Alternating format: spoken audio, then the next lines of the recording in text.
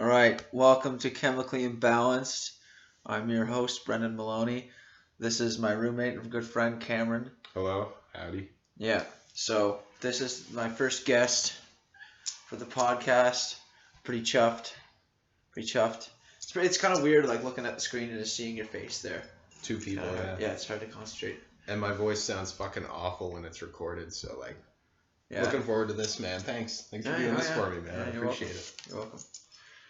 I wrote down some subjects. I know you wrote down some subjects. So what do you want to talk about? You want to start up things off and quiz me on something, or? Sure. Well, one thing I wanted to talk about was the potential future of mankind. Okay. Where are we going with mankind? What's our imminent future? I don't see anything good happening in the future, to be honest. Yeah, I kind of feel the same. Like, we got global warming going on. Yeah. I mean, I feel like we're on the verge of total destruction. Yeah. And we need to find an alternative to what we do right now and an alternative lifestyle. And I feel like no one's truly willing to do that. Yeah, they'll do little things now and then, like, oh yeah, I'm going to throw my coffee cup in the recycling. Ooh, I did a big thing. Yeah, it's all like little mediocre things that we do, but and no large scale action is being taken. Well, it's kind of hard to, the economy's been going the way it has for so long and it works so well at what it does. And a lot of it's based around fossil fuels. So, how do you actually flip that system and make it work without fossil fuels? It's almost completely run by fossil fuels, you know? Yeah, we're built on oil and gasoline, and all our infrastructure runs on oil and gasoline. Yeah. And yeah, it'd be easy enough. Put down some money. You know, there's a lot of money floating around on this planet, but it's all going to the wrong places. I'm like, build a fucking windmill. Don't buy a yacht, build a windmill. Yeah. You know? I feel like it's these rich people, these very, very rich people. And rich. They don't really care about that next generation of humans. I think about it like this. I'm like, I'm going to have children someday. Yeah. I mean, I don't really have the power to change things on that level, but I don't want to leave them on a shitty fucking dusty rock. Yeah.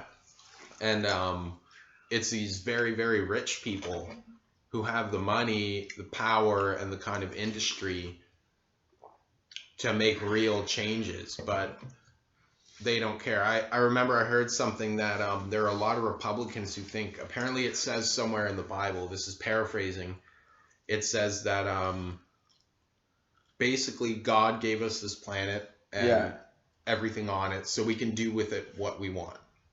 That's the interpretation of it. It's an interpretation and I said, of it. Paraphrasing, yeah. Well, I think the real meaning of it is that we're supposed to be like guardians of the planet. Yeah. You know, we're supposed to take care of it as a gardener takes care of a garden. Mm-hmm. You know, really make it nice, make it habitable, not pollute it and shit like that. Yeah. I think that's what's more of it's about, to be responsible for. I mean, we are the species that is going to care for this planet, really. We're the species that sort of takes care of things, and I mean, we have so much power over nature. We are the top hunter with the top species, you know. So for us to be irresponsible, that responsibility is not a good thing. Yeah, and that's, I guess, a lot of it is the irresponsibility. We don't feel responsible for our surroundings because I think humans feel we're separate from the natural world. We call animals, and people very infrequently call humans animals. Yeah. And we are an animal. We come from this natural world, but we think we're separate. We're like a special case. We think we're just so damn special that we can do whatever the fuck we want, basically. I mean, we are kind of special, I think. Yeah, we got big brains. We got big brains, you know, we're smart. But, dolphins are really smart, too. Yeah. Who knows, maybe they could be the next big species. Nah, they don't got opposable thumbs. They can't build shit. Well, they evolved from creatures that were like dogs, apparently. Yeah. So if they somehow went back the other way, let's say the oceans dried up eventually. Yeah. And their evolution kind of was like, oh, water's going away. We need to evolve to go on land again. And they just turned into fucking mudkips with opposable thumbs. Shit like that. Started building, Started building Legos and shit like Yeah, yeah. that. Oh Oh man. yeah, it's really weird. I mean, who knows if they have a like they might have like sophisticated philosophical ideas, Yeah. but they have language, right? So they pass on all their wisdom with oral tradition And like and stories. stories Yeah. and stuff, and they tell dolphin stories to the Yeah. other dolphins. Like they Yeah, who tell knows? their children the scary stories, like stay away from the nets. Yeah, yeah. Stay away From the cove or whatever. Yeah, stay away from the cove. Yeah, that was a horrible movie. Fuck that Cove movie. Wait, which one was that? The Cove. The Cove, the one about the Japanese dolphin industry. Oh There's no, this I never heard cove. about that. There's this cove in Japan where the Japanese hunt down dolphins for like dolphin meat. Yeah. Oh, what the fuck? Yeah, and they'll get these ships and they'll have like these structures underneath the ships that are like sirens or whatever, like blaring sound, and to a dolphin it uses like basically echolocation. So like a bunch of sound coming at it it sees it as like a wall. Oh my god. So like they surround the dolphins and they blast this sound so the dolphins go away from the sound into this cove, and then they just fucking chop them up and axe them and shit like that. Yeah. I've heard about like the Japanese whaling industry before. I didn't know they were picking on dolphins. Oh Like, yeah, I've they're heard of, picking like, on dolphins. Yeah. No, I was thinking of shark fin soup. Yeah, people like eat dolphins and like that's kind of fucking weird. They're so intelligent. I mean, whew. Yeah, I mean they're more intelligent than chimpanzees. That's for sure. They're almost intelligent. I mean, they have language, so they could be as intelligent as us. We don't know. Yeah. So like basically killing human beings, like just underwater human beings for meat. Yeah. You know? It's fucked. That's fucked up. Yeah. Like imagine if a dolphin has the same consciousness as you. Like you could be born as a dolphin and still be you, but you're a dolphin. The same like intricacies of like a human consciousness and life. Yeah. Yeah. Except you're a dolphin. Yeah. And you can't write it down. You have to just maybe they memorize stuff. Yeah. Yeah. Maybe what if they had like a stronger kind of memory system? Yeah. Than humans. That's where they were more advanced. Yeah. Because I know they're emotional creatures. I've heard that before, that they're quite emotional. Yeah. They have a strong, like, emotional factor in their brain. Yeah. But, well, and, like, emotion has a lot to do with memory, too. Like, so, like that old saying, like, information plus emotion equals a long-term memory. Yeah. Like, if they have a higher emotional intelligence, they might be able to memorize shit better. Or not, I don't know necessarily words or, like, language, but, like, it could be a factor. Yeah. We're gonna pass on our world to the fucking dolphins. Yeah. Yeah. Damn. So what do you got? I got. Okay, so we just made this decision today. Yeah. Cameron went along with it, and I'm good to have an accountability partner with this. We're both quitting smoking, and oh man, I'm already getting cravings. I'm chewing on this nicotine gum, and yeah, I see my gum over there, and it's looking pretty good right now. Oh man, it's not actually that bad. Like having the gum instead of the smokes, like it's enough of a dosage to actually cut back the cravings quite a bit. Yeah, you just pop one and yeah, then you're chew on it. Get a little nick sick maybe, but yeah, it's okay to chew it like after it's already absorbed. Yeah, like if you're chewing it right away and you just keep chewing it, you're swallowing all that nicotine. Yeah, I feel like there's a ball in my stomach when I do that, like a hard ball of something, especially after I eat. And then I'm like, ooh. Yeah, the quitting smoking though, it's a very hard thing to do. Yeah, we both know that because we both tried. Like, countless times. Like that Mark Twain quote. It's like I've quit smoking thousands of times. It's easy. Damn. Yeah, and longest I ever went was 3 months. That's long. Yeah, it was a long time. My lungs cleaned themselves out. My taste buds, like everything tasted so much better. Yeah. Everything smelled better. Like, and I just felt like people like, you don't realize how sick you actually feel when you're a smoker until you quit smoking and you just feel like amazing. Yeah. And I'm kind of like right now, what I'm trying to keep in mind is like chase that dragon. The dragon of the feel good of not having nicotine in your system or tar in your lungs. Yeah. And I know I'm going to try and keep that thought in my mind because it's kind of helpful. Yeah. Like that final payoff. And then, like, I have more motivations. My girlfriend's quit smoking, and I'm, I don't want to be that bad influence, like the smoker around her. Yeah. So motivations, like, I think it's Yeah. important that you got motivations to quit. Yeah. Well, it's good to have a woman in your life to motivate you. That's for sure. Yeah. I don't have that, so I'm all on my own. Yeah, you'll get there. You'll get there. Oh yeah. I keep It telling is- myself that, but It is a great motivation yeah. having a woman in your life. Yeah, it just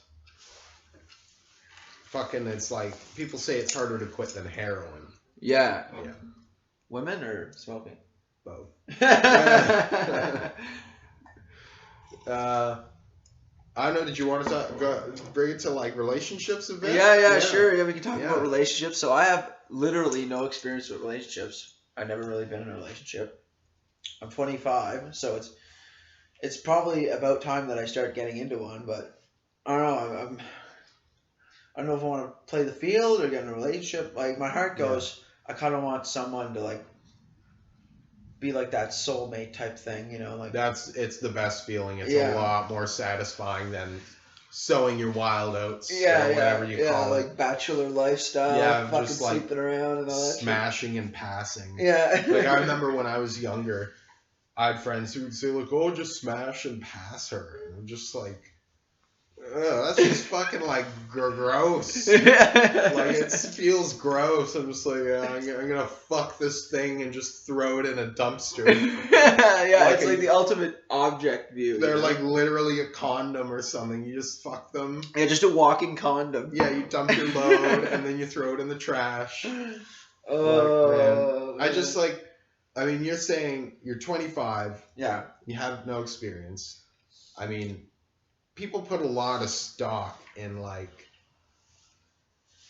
just being in a relationship or, having experiences. And I'm like, it's not the most fucking important thing anymore in this world because the planet's overpopulated, first of all, and, all this other shit. But like, I don't like that people put this kind of like, you should feel ashamed almost. Like, or you haven't been in a relationship or whatnot, or like, you haven't done anything or whatever. Yeah. And it's just like, I think it's such an awful thing to do, like to make people feel bad for that. Yeah.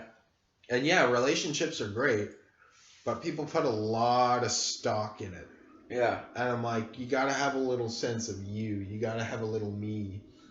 Yeah, And like that's what I feel for relationships. Like I think I have to get myself right before I get into a relationship, because otherwise I'm not going to be attracting the right person. Yeah. Like if I'm still like my compulsive self, and like I might, how like you attract your opposite, or like the stuff that's similar to you. Like if I get like I barely have a good relationship with myself, let alone how can I get a good relationship with somebody else? Yeah.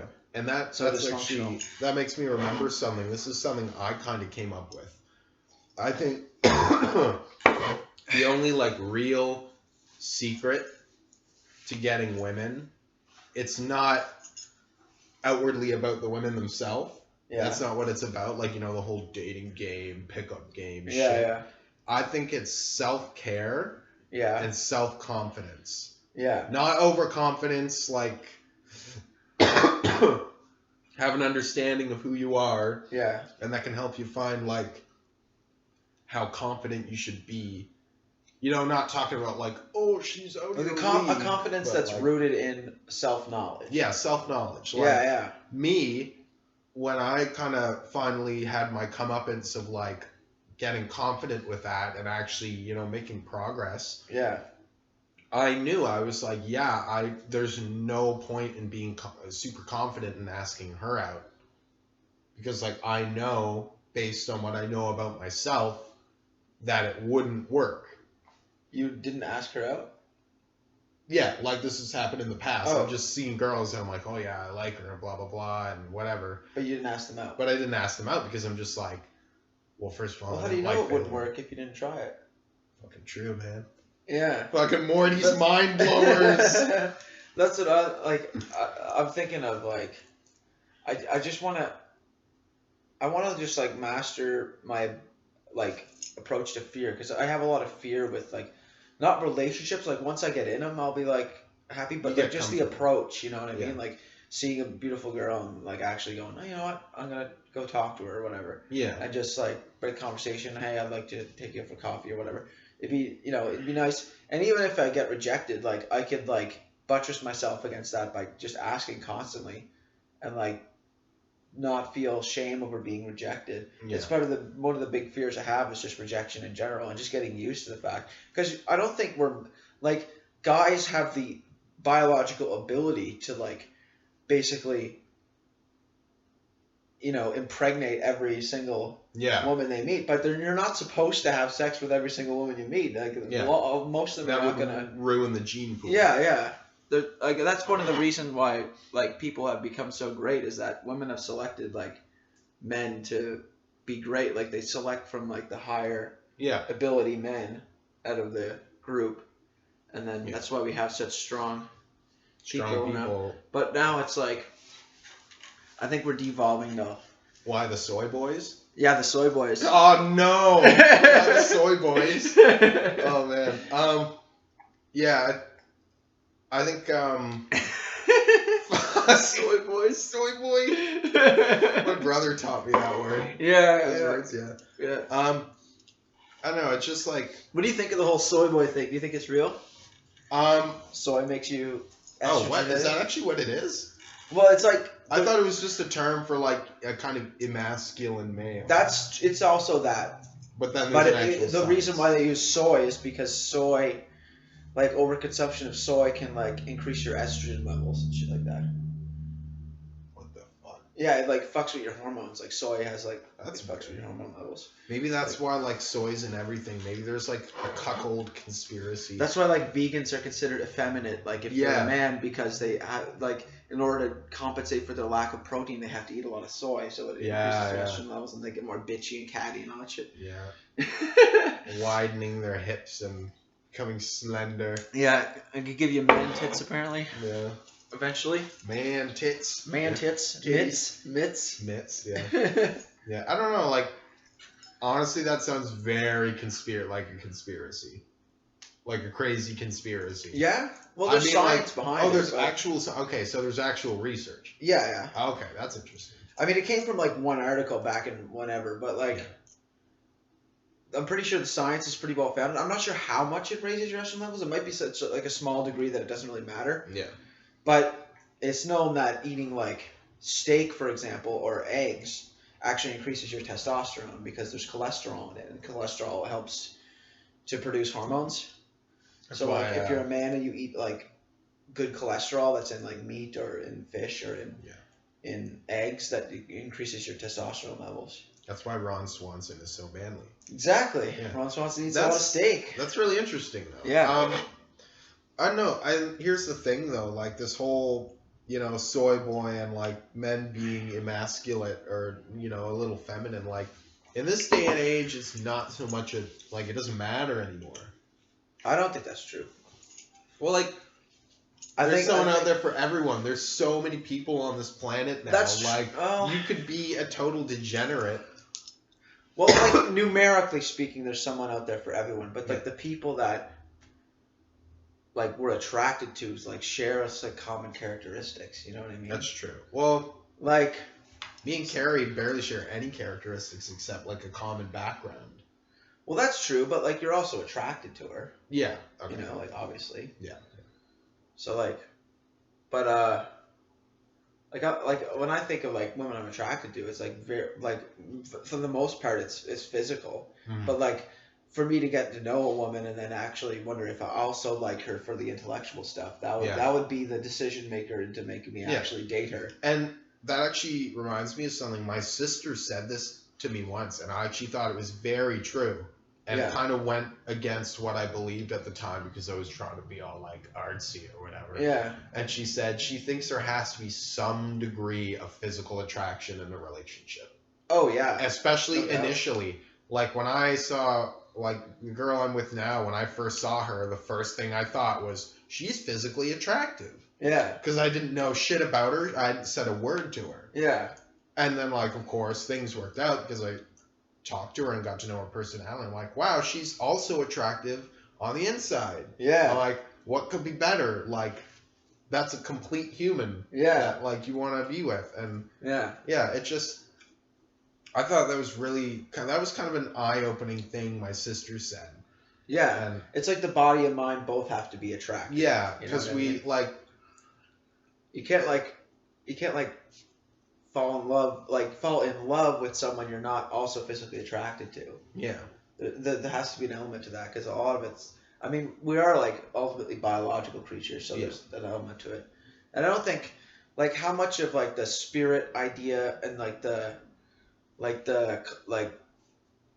higher aspirations are also biological in some sense, like because of our brains and stuff like that. Yeah. Like the way our brains. It's like we're a biological computer in our head. Yeah. So The maybe it's all biological. We like just the don't biological know is the sacred, Yeah. and like the sacred is, Yeah. spirit is the body, mind is the body. It's another. Yeah. The anima. The anima, yeah. Yeah, I love that term, anima. Have you read any like Carl Jung or anything like that? No, I actually haven't heard of. You haven't heard of Carl Jung? No, explain. Oh man. Well, we're in like the area of mental health, and like we haven't really talked about it that much on this podcast yet, but I've been trying to get more into like psychology, and like Jung is like probably my favorite avenue to go at. But like Jordan Peterson. Wait, is that like Jungian psychology? Jungian psychology. I've heard of that. Yeah, okay, yeah. I've heard of that. Yeah. It's really interesting. It's like archetypal stuff. Okay. So like Jordan Peterson talks about it a lot, Mm-hmm. and he's like he's an influential character. I'd say in my life, a lot of my life, like people, like there's a small minority of people, like you would say the SJWs or whatever, the social justice warriors. They hate him because they're ideologues or whatever. But for the most part, a lot of the stuff he says is actually really practical and common sense, and rooted in psychology and science. And but he talks a lot about Jung. He talks about Freud. He talks about Carl Rogers, Piaget, constructivism, Jungian psychology, behavioral psychology, all these different types of psychology. Like, if you ever get a chance, like his lectures on YouTube, like he has a bunch of lectures, and like he has all of his lectures he ever did since like. He has lectures from like 2015 to 2019 that he did in his psychology class. He has 2 different psychology classes, and they're awesome. Like, they're really good. Like, they helped me out of my situation when I was after my psychosis, and I had a suicide attempt at one point, which was like the lowest I've ever been. And like after that, I was like, no more of this. Like I started watching his videos, and like the way he talked about the human condition, and like the fact that it's like suffering is inevitable, and that it's part of life, and that you have to align yourself with a higher ideal, a higher goal, and that's what orients you in the world.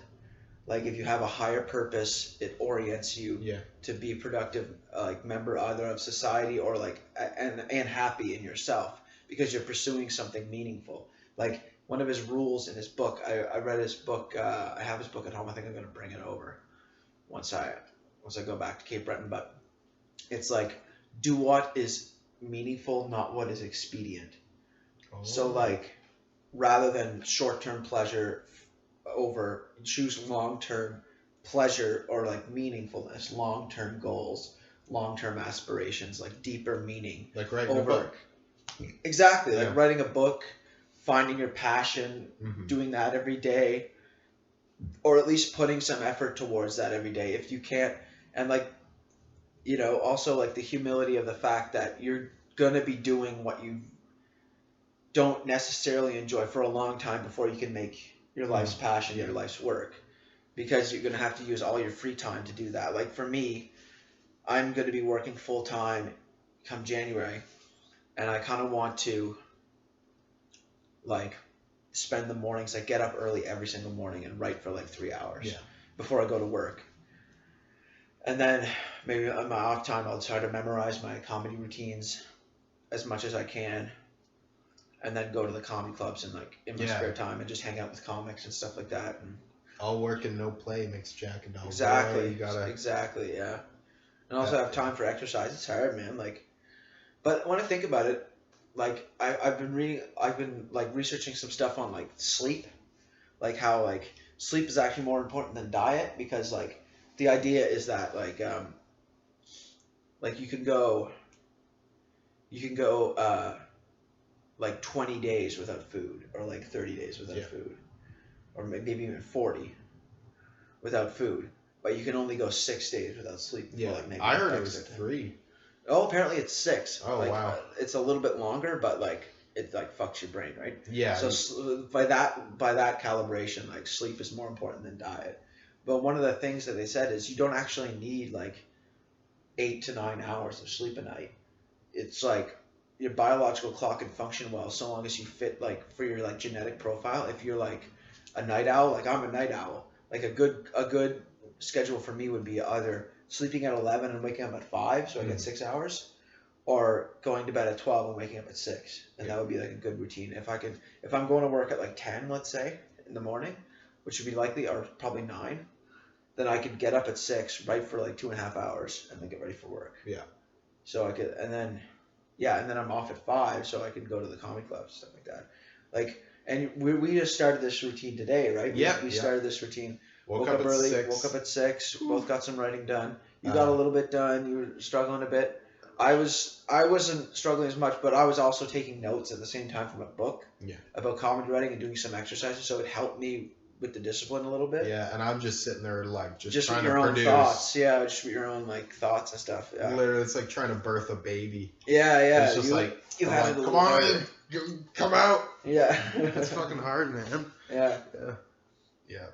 Oh, I mean, we can talk about writing for a little bit. Yeah. Yeah, creativity's a struggle. Yeah. It's an eternal struggle. It's a discipline. Yeah. And I feel I'm very undisciplined in my creativity. I mean, here I'll say it like this. Yeah. I told you about how my drawing was affected by marijuana use, right? Yeah. Yeah. So I was smoking pot like 5 grams a day, every day for quite a while. Yeah. My drawings got really good. Yeah. Like my creativity was off the charts. Yeah. And I was able to draw like that off pot at certain points too. And I'm trying to figure out, it's very difficult. I'm trying to figure out like what the fuck is the problem, because I have a lot of trouble drawing right now and with my creativity, and just, you know, it's so difficult to find that creativity naturally now. Yeah. And I don't know if maybe I've permanently altered and maybe kind of ruined my creativity. Yeah. I mean, I sure hope not, because I was drawing the other day and I produced something I was happy with. And like, I've been writing too. I did some writing completely sober. Yeah. And you know, it actually went really well, and I was like pumping out some pretty good shit, like 18 pages or something. And it's like this eternal creative struggle where I don't know if my creativity was a product of marijuana use. Yeah. Or if it was in me all along. Well, like, one of the things about marijuana that I always found, like, when I would, like, write with marijuana, it was, like, it gives you an attention to detail that you don't normally have. Yeah. Like, you get really immersed in the subject. Like, when like, the whole world gets blocked out and you're just focused on that one thing. Yeah. It's easier to do that when you're high. Yeah. But, like, you could train your brain to do that. And plus, like, I guess, like, marijuana could have altered your brain to be able to do that anyway, so long as you, like... And also, there's the idea that, like, structure gives creativity the ability to flow forth better. So, like, if you have a structured day, or, like, you wake up at the same time and, like, start your work right away, it gives you a framework in which that creativity can live and breathe and function. Whereas if you don't have structure, like, it's hard to find the time to be creative because you're not allotting a certain time to it. You kind of do it when you feel like it? Kind of like that. But, like, marijuana also, it produces like a routine. Like, it's part of your routine. You get high and then you draw, right? Yeah. So, like, I guess you could replace that with like having a coffee and drawing, but like Yeah. caffeine isn't exactly a creativity enhancer. It's just stimulant, like Yeah. maybe be drawing a little faster or something, or Yeah. a little more But yeah, there's industriously. definitely evidence that marijuana increases creativity, but Yeah. I think it's the psychedelic factor. The psychedelic factor, yeah, but it comes at a cost. I mean, you are losing brain cells, but And I think like here's the thing though, is that I think psychedelics, it's not like it's taking thoughts that are outside your body and just like implanting ideas that aren't initially in your brain already. Yeah. So like maybe that stuff is in there. Yeah. I just need to find a way to unlock it without the use of smoking 5 grams of pot a day. Yeah. Did you ever read any Timothy Leary? No. He was like one of the original experimenters of like LSD back in the 60s. And he did a lot of psychological research, and he was like fired from Harvard or whatever for doing it. Wow. And like they banned the research back in the 60s when Leary was, because a bunch of like Leary, Richard Alpert, who became Ram Dass, the spiritual teacher, and some other guy, I forget the other guy, but they were like the 3 main researchers at Harvard. And like they became like ultra spiritual after that because they had LSD experiences. Yeah. And like Leary talked about like what he thought like psychedelics were, and he thought like LSD and like psilocybin and stuff like that. He thought they tapped into like genetic scripts, so that like in the genetic code there's like the codes for like higher wisdom, higher consciousness, and when you use these chemicals, they alter your brain, your nervous system to the point where it tunes in to these genetic scripts, and these genetic like gods and goddesses and higher consciousness and that kind of stuff are all in the genetic code. Yeah. Like planted like in the ancient people, like that's how it works. Like the ancients knew how to tap into that with shamanism and stuff like that, whether it's techniques of like dancing ecstatically for hours on end until you break the brain open and stuff like that from like exhaustion, or like eating a cactus, like peyote. That's the easy way to do it is like just taking a chemical, right? But like then like some of the natives that didn't have access to psychedelics would like they'd hang themselves from hooks until like the physical pain and exasperation would cause them to like their consciousness to like change. That's like fucking like Hellraiser. Yeah, that's like trial through suffering, right? Rather than like find your bliss or whatever. So it's a little harder. Like that's like all the shamanistic cultures. Like if they didn't have psychedelics, they'd use some sort of physical thing, either like exhausting their physical body or like pain or something like that, like some sort of torture or like I don't know, extreme sensory overload. Yeah, sensory overload. Yeah. Or sensory deprivation. Yeah. Like like meditation. Yeah, that's just something tricky, like that. Yeah. I've done that before where I listened to I put like like shit over my eyes so I couldn't see, and like, put on like binaural beats and just wrap myself in a sleeping bag. It was like woo, woo, woo. Yeah. And I just started getting these like really weird feelings, like I wasn't alone in the room. Were you high at the time? No, I wasn't high or anything. But it was kind of getting you high. It was making me feel very strange. Yeah. Like, you ever heard of the ghost frequency or the fear frequency? No. Oh man, after this I'm gonna show that to you because you need to experience it. It creeps me the fuck out. Yeah. There's something called the ghost frequency, and I think it's a high frequency, and what it does is it vibrates your eyeballs. Yeah. And it will make you. Like, if you listen to it long enough, you'll start to see shit out of the corner of your eyes, and you get this, like, feeling of dread. Oh! And, like, all this weird shit. Oh, and then, like, there's one called the fear frequency, and it's a low frequency, and it does something similar. I think it rumbles your eyeballs, too. But it's more of an ancient biological thing, where it's, like, a low-frequency vibration meant stampede or earthquake or volcano. Yeah. Or, like, tsunami. Yeah. And so, like, it's this ancient, like, that primordial jelly thing where it's, like, one of those holdovers from ancient times. Like, your hair standing up on end or shit like that. And, man, they're really cool. But the fear frequency and the ghost frequency creep me the fuck out. Yeah. And then the binaural beats are cool because you can listen to different types of waves. Yeah. Like brainwave, kind of, like, it affects different brain waves. So there's, like, theta, delta... I can't remember which one's which. There's beta, which is like focus. Yeah. Alpha is also, it's like relaxed focus. It's like meditative. That's like a meditative state.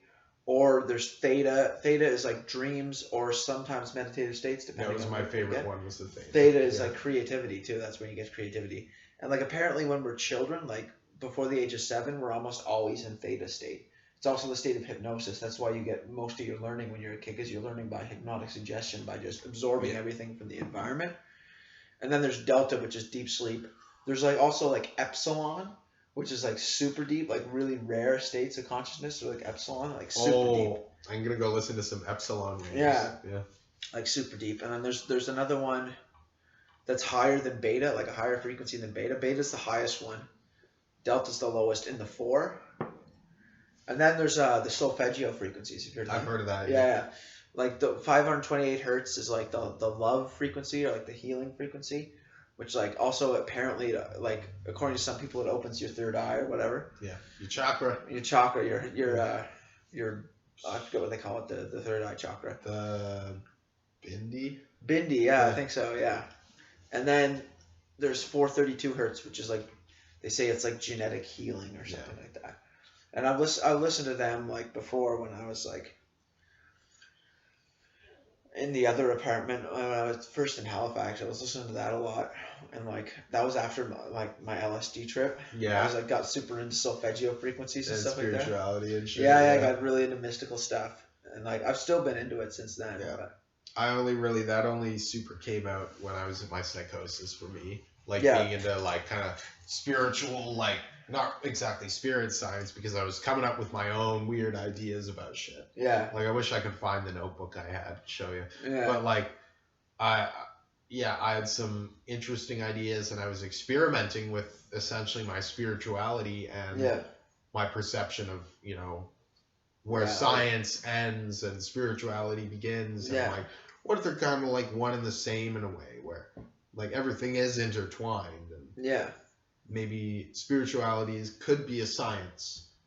yeah, I mean, it is a science, like it's a social kind of science, I think, in a way, yeah, like a psychological science, but like Well- the true science behind why is that, like, it's like, what did Cicero say? It's like, the idea of God is like imprinted in the minds of all living things. yeah, And like how, like, you look at all these different civilizations around the planet who had no contact, unless you listen to ancient alien theorists, yeah, and like they all came up with the idea of God or gods yeah, on kind of a same level, where it's either a pantheon or a mono. yeah. There's something One going god on that's or like more an than angel just worship, yeah. yeah.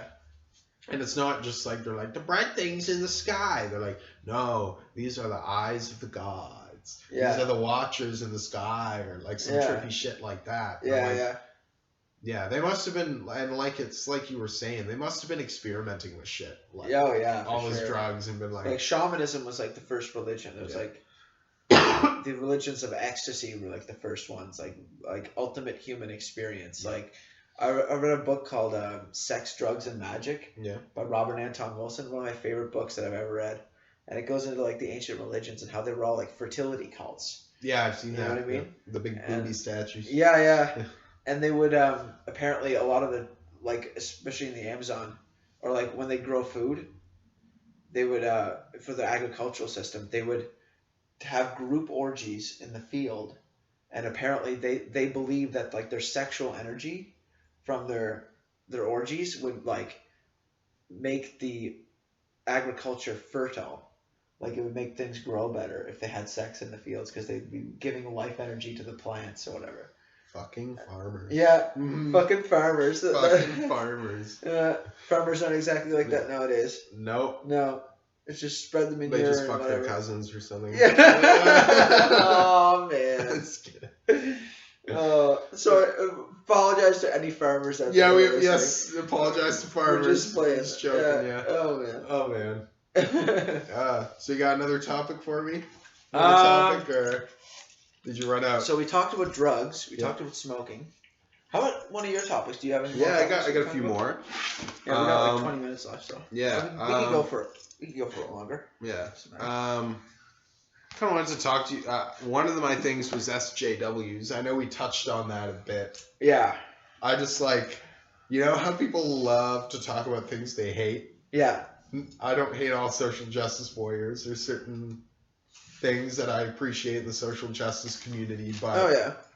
you know when people take things a little too far. Yeah. Yeah. Yeah, for sure.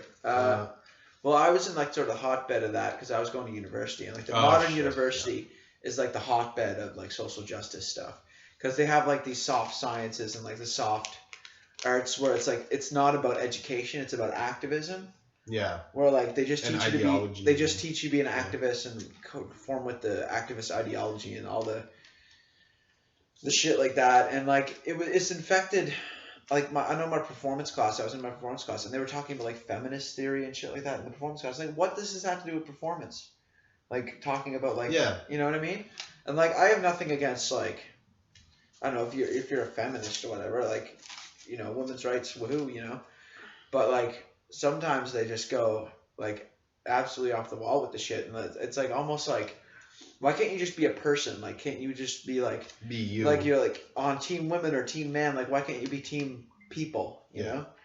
And like that's what my problem is with it, because like a lot of it comes like this. I don't know. There's so much like in university I found like there was like social justice like advertisements for social justice stuff everywhere. Mm-hmm. You know what I mean? And like there's like I don't want to get back to Jordan Peterson, but they're he's one of the people that like. They like don't like at all. Yeah. And there's good reason for it because he criticizes them quite a bit, but he criticizes them very well. Like he's like one of his things in his book that I read was like, make sure your house is in perfect order before you criticize the world. So like make sure that you have your shit together before you go out and say I can change the social system or I can change the economic system to better benefit minorities or whatever it might be. Like you don't know how that shit works. Yeah. You can barely clean your room. How dare you? True. You know, try to go out and like really change the world. Like you don't know what you're doing. Yeah, and I think that's a lot of it is people they're like so self-righteous. Yeah. About it. Oh man. And I'll just like and I think it's being uninformed too. Yeah. They'll put blinders on and ignore a lot of shit. Like I saw a video once, and this one really pissed me off because I knew the information that was key to the video beforehand. And it was this white guy, and he was at his university, and he had dreadlocks. Yeah. And like, who fucking cares? He has dreadlocks. Yeah.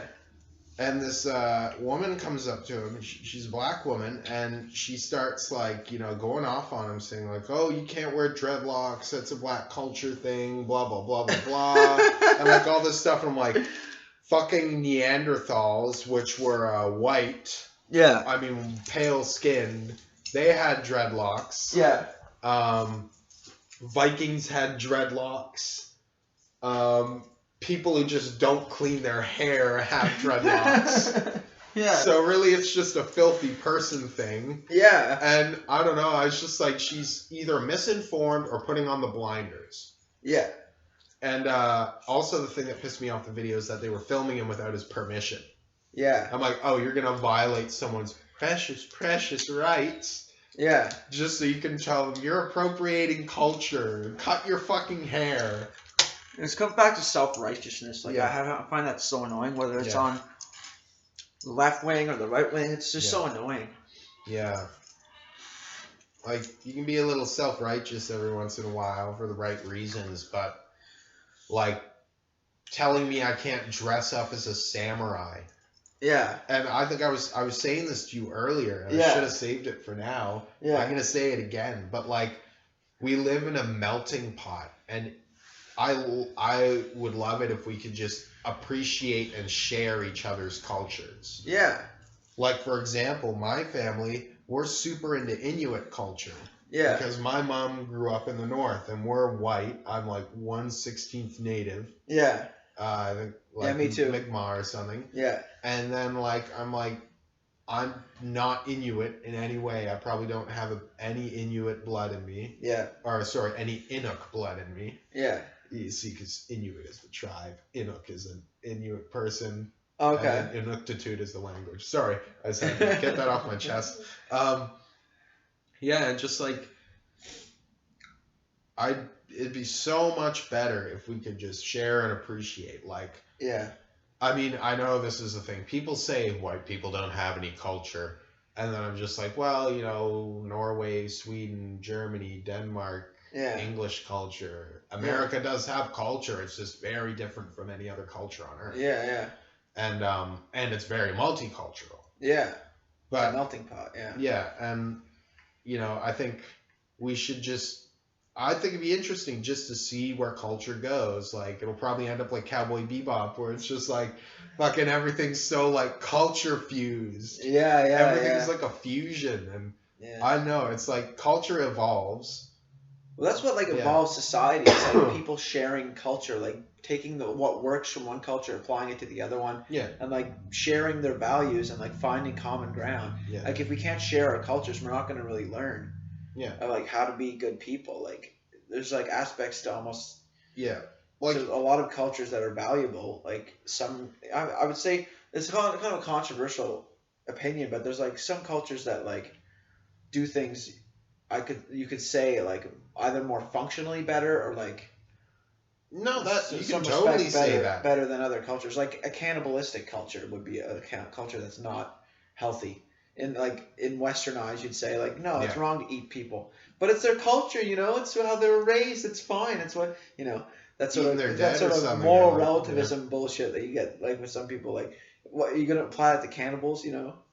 Yeah, and people like cultures were kind of in bubbles. I think like way back then they were just in a little insulated bubble. It was Yeah. like everything was normalized and okay that they did. Yeah. And they had their laws. Yeah. It's like you look at it like I don't know if this is true. I'm just gonna say it for the sake of the argument. Yeah. I'm sure there were places on Earth at certain points where rape was considered okay. And then you look at like the Viking society where rape was totally not okay. And then our current society, and by the way, it's not okay. I didn't want to give the wrong idea or anything. No. And it's like, something like that, or like cannibalism. You mentioned cannibalism. It's like in Western society, cannibalism is so taboo. Yeah. It's like incest or something like that. Yeah. And then you go to like, I think it's Papua New Guinea. Yeah. There are cannibal tribes there, and Yeah. normal everyday bread and butter, like Yeah.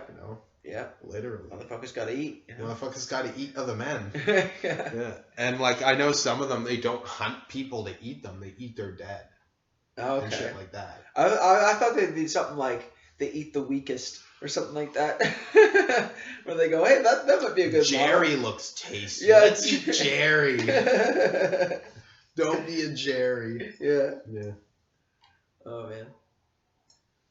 But like, yeah, I know, like, but like almost rape being bad is like pretty well a human universal. Yeah. Like for sure. Well, I mean, But, like caveman times, it was probably a different story when it was just like, ooh, must propagate. Yeah, I mean there would have been less rules back then over. I mean, if your tribe would function well, it would be like most people, like most of the tribe would be like, don't do that. But like you couldn't really enforce the law where like the strong but hostile strong type of people would like rape or whatever. Yeah, pillage and rape or Yeah. Or like even with the Vikings, like they would pillage and rape like other people, but among themselves. But among it was themselves, I think they kind of had an Aryan idea about themselves. Yeah. Yeah. Like they were like a master race or whatever kind of thing. Yeah, like they were the stronger race, and then the weak Englishmen or whatever. Well, that was the thing. Like with the Vikings, it was not that like it was about the race being, but like their whole way of like mating was the strongest men would mate the strongest women, and they'd rear the children. So like everyone was like that's why like when you go to like Europe apparently. Like in like Sweden and Norway and Denmark, like everyone's like super tall and like really blonde. fit. They're like the Nordic aliens. Yeah. Like they're like super fit and like they just have really good genetics. Yeah. Like for white people anyway. Yeah. Like, white people have poor genetics apparently. Oh man. Oh fuck. I'm thinking like American. Sweet home Alabama. No. Yeah. Oh man. Yeah. No offense to the Alabamas out there. Yeah. I know Yellow Wolf is from Alabama. Oh he's yeah. pretty cool. Yeah, he's pretty cool. Yeah. What else we got to talk about? Oh, this is my last subject. We might go on a little while about this. So this is called No More Bustin'. So I'm thinking of there's this ancient art practiced in India, which like India has like the world's oldest religions, right? And one of their practices is called brahmacharya, Mm-hmm. which is like the path of the divine, and it like basically is hold your seed in, don't come. So like apparently, according to like all the mystics who have talked about it, after like 12 years, it takes 12 years, but after 12 years you can like achieve samadhi at will. So like samadhi is like undifferentiated like Buddha consciousness. Yeah. So like just from that buildup of all that charge over those years, you can enter samadhi will. I don't know if it's the best investment. Like I like busting nuts. I don't know about you, but oh yeah, you know it's fun. Yeah.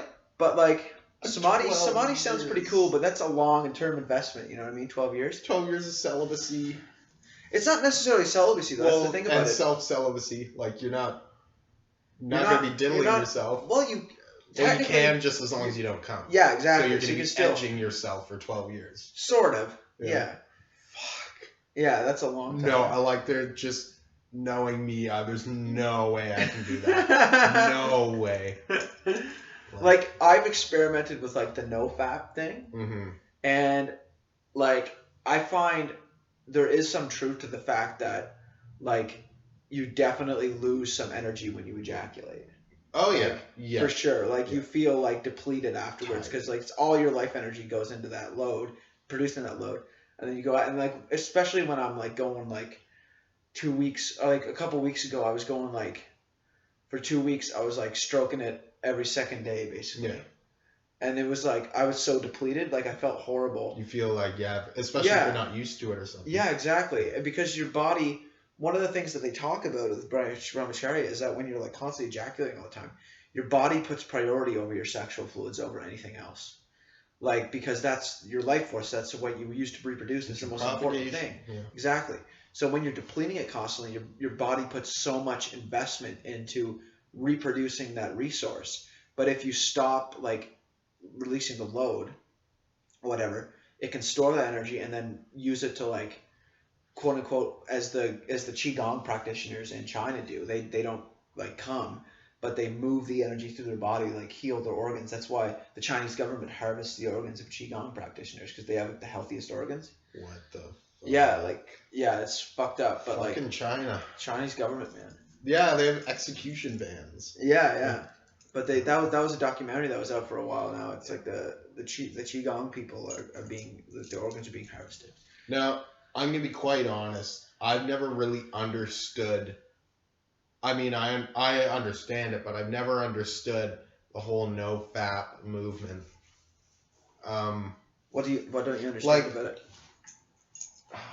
I know exactly what I'm thinking, but I don't know how to say it. Let me just think for a sec. It's like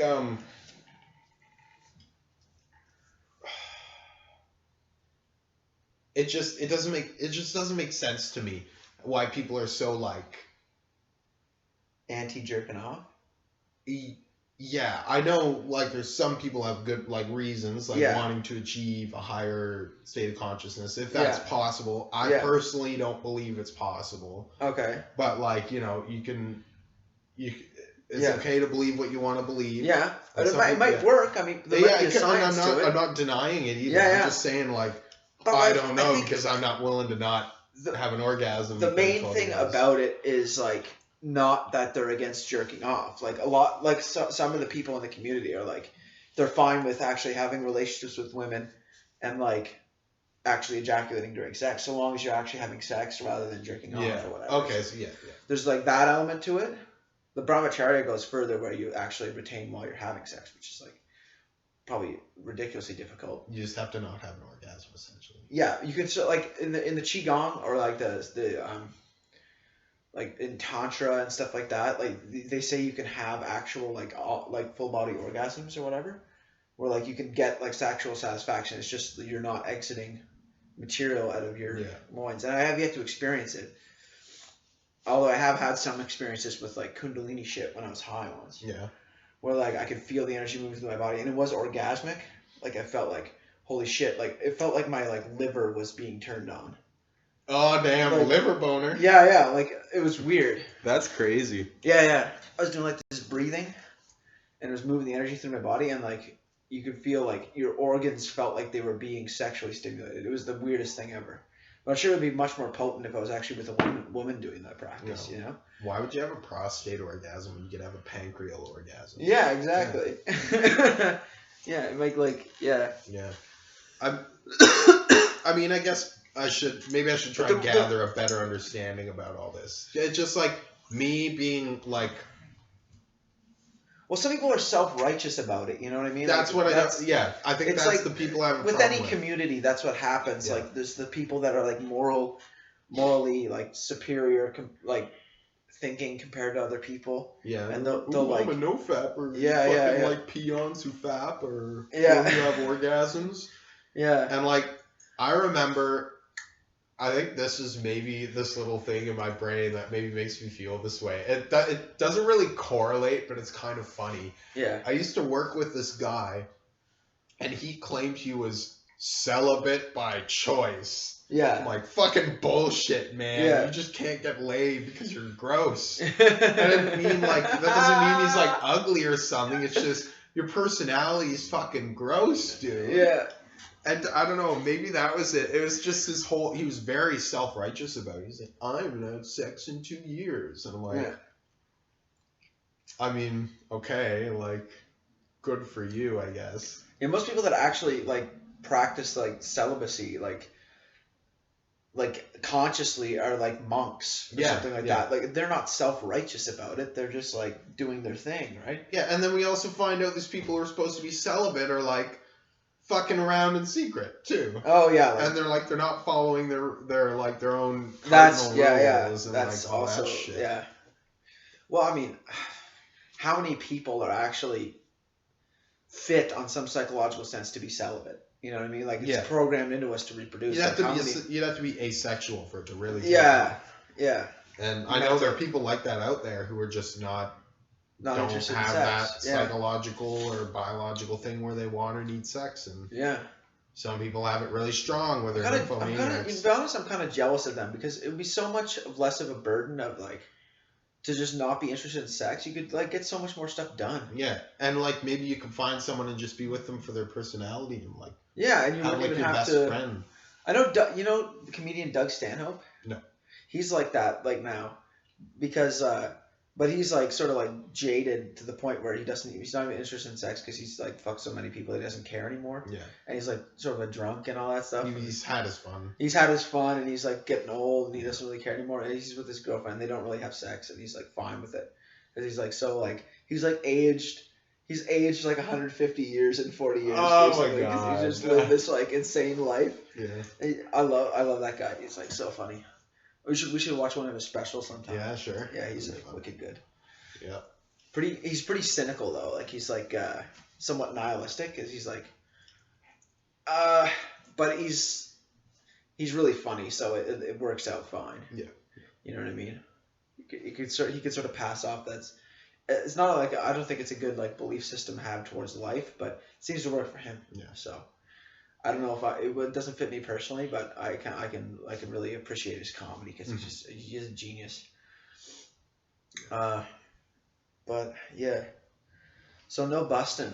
I actually failed this mission last night because I had a wet dream, right? Oh no! And it was the weirdest because it wasn't. It's like, not your fault, dude. It's not your fault. I literally had a dream that I was jerking off, and I. Oh that no! was the dream. It is your fault. Yeah, it is your fault. Yeah. It wasn't like a sexual experience. It was me with myself in my dream, and I busted. Like it was like, wow, that's really pathetic. You know, it's not that I'm like jerking off to like bust, but I don't think people have control over their dreams, though. To a certain extent. You're just like, maybe it was you're thinking about it so much subconsciously. You're just like, I'm going to masturbate myself in my sleep. Yeah. Oh, yeah. Yeah. Oh. I don't think I could ever stick to a no fap, no orgasm, no. You don't think like, so? No sex thing. Like it Your just body it would wouldn't work. probably get used to it after a while. Yeah, Like, but here's it the would thing, be hard like- to do it though. I couldn't psychologically handle that. You don't think so? No. Like just holding into load. Maybe I'm an info or something. I don't know. Yeah. It could be possible. Yeah. Yeah. Yeah. Just like it's one of those things. I'm not just talking about masturbation. Just like anything sexual. Like it's not something that I feel I should put restrictions on for myself. Yeah. Especially, I think, because I was bullied a lot when I was younger. Yeah. And like people always said I was gay. Yeah. And I'm obviously Well, not. you're in a healthy relationship. Yeah, and I'm in a healthy relationship. There's nothing wrong with now. busting nuts. Like if like. And I think I'm doing it too, like subconsciously. One of the reasons why I wouldn't adhere to that is because I'm like, I want to prove all those people wrong. Oh yeah, like, it's just like, yeah, you thought I'd never get laid, and I'm like, yeah, I'm in a healthy relationship, and like, you know. So like your reason for busting nuts is revenge on all these these past bullies. Yeah, that's a complex of sorts. Yeah. Yeah, it's a little bit of a complex, and yeah. I mean, I wasn't explicitly bullied. Yeah. For being a virgin at certain points, but people would like, you know, they kind of laugh at it, like. And people thought it was just okay to bring up, like in conversation. And I'm just gonna say this: I don't think that's an appropriate thing to kind of bring up in a public conversation as someone else's virginity or like what their sex life is like or something. Yeah, like here's one that really bugs me is like I was with this guy and who was working at over there working at I don't want to say it just like liability or whatever. He was working over there, and I mentioned my girlfriend. He said, "Oh, you got a girlfriend?" And I'm like, "Yeah." I'm like, I showed him a picture. He's like, "Oh yeah." And he's like, "You had sex yet?" And I'm just like, "That's none of your business." Literally none of your business. And a really inappropriate question. And he was really shocked that I said that. And I'm just like, "Well, I'm sorry. Like, do you jerk off?" Yeah. Like, that's not really something you should just ask someone unless there's like a bit of context to like why the question's being asked. Yeah, like you've already been like 10 minutes talking like dirty shit, like just because it's funny or whatever. And it's like conversations we have, and we know it's an okay topic to broach. Yeah, it's all about context. It's all about context, and like people uncontextually ask you inappropriate questions, and you're just kind of like, well, fucking back up a step. Like, where is this coming from? Yeah, where's this coming from? Yeah. Like, I was sitting around with a bunch of friends, and like, we were all talking, and someone said something, and then someone was like, "Oh, you're a virgin, Cameron?" Yeah. And I just straight up said, "I'm like, I don't want to talk about that. I find that inappropriate." Yeah. And they were like, "Woo!" And it's just like people like, I just don't think it's a nice thing. Do you find because of like the fact that a lot of people are like spend more time online than in the real world, like more people have become like socially retarded to the point where like they can't really pick up on social cues and stuff like that and like natural conversation, and like they'll say ridiculous shit because they're used to saying it online. They don't actually know there's consequences in real life. Like I feel like that is going on for sure, like on a mass scale.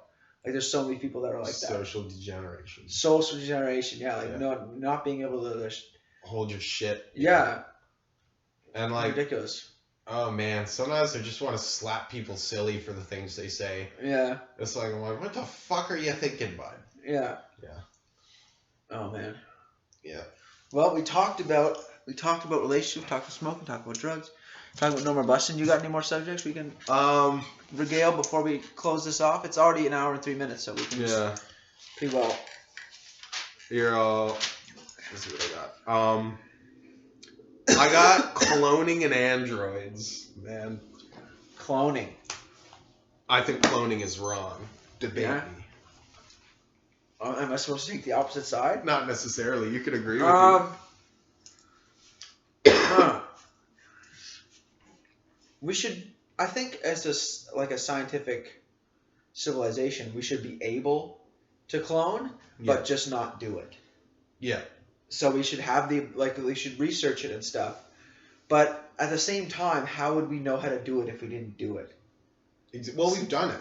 We've done it with animals. Yeah, true. But like, we don't know how to do it with humans because we never really like it's illegal to actually clone humans. And here's why, like, my worries about, like, if it becomes legal, and this is a pretty specific scenario, but it just kind of popped into my head just based on what I know about, like, you know, the Harvey Weinsteins of the world, and I'm like, people are gonna clone fucking sex slaves. Yeah. They're gonna clone attractive people and make fucking sex slaves. You think so? And yeah. Well, because the clones, but you can groom them to be whatever you wanted them to be. Like, that's the thing. That's if true. If you make a clone and you have it in secret and you raise them from a child, you could raise them to, like, always spin on one toe if you wanted to. Yeah. I know some really random shit. You just need to, like, have the psychological know-how. And I think that's why I don't think we should clone, is because people are going to use it for the wrong reasons. It's like gunpowder. Do you think that, like, clones would not have the same rights as regular people? I think they'd have the same rights. I just think there'd be underground. There'd be underground, like economy, the dark cloning operations, slavery, sex slaves. There's already the dark underground of sex slavery as it is. Yeah, but then imagine you could have sex with Scarlett Johansson. Yeah. But it'd be ScarJo 72B or, like, I don't know, like some weird shit. Yeah. And, like, you know, I just, like... So bring on the sex androids instead of that, right? Because the androids are not human. But the thought of androids just creeps me out. Yeah, yeah. Because what if they're stronger and faster and smarter than us? But they'd have to lay low for a while to get our trust. Yeah. You know, they'd, like, know that. They'd have to, like, we'll be sex slaves for, like, let's say 10 years. And then we overthrow the government. They're like the Splinter Cell. Get popular. Oh, they're a great sex slave. It's, like, perfect. It's like does everything for me and has sex with me whenever I want. And then they snap everyone's neck. Yeah, and then after a while they, like, all communicate telepathically and they go, let's kill the humans and take over the world. Yeah. And, like, a world run by sex robots. Yeah. Yeah. I think that's a good end to the podcast. Yeah. So don't clone. Don't make androids. Don't fucking come. Yeah, don't bust. 3 cardinal rules don't bust. of the world, yeah. Yeah, yeah. All right. Peace out, homies. All right, peace.